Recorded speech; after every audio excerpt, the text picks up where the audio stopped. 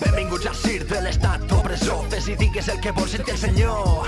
O et menges uns anys de presó. Fa més pena que por, crec jo, mentre Europa estupefacte va comprar-li el pacte de favor a canvi de suor i esforç del valor que sempre perden el tracte en sobre tacte en aquesta mena d'actes que m'explica algú com en ple segle XXI es pot tancar ningú a plena llum davant de tot el món per escriure mots com si això canviés raons o conviccions. Regne de friquis que ha perdut el rumb, no entenen aquestes alçades que ens governen dades, molts escupint foc i el nostre fum no el tancareu el lloc.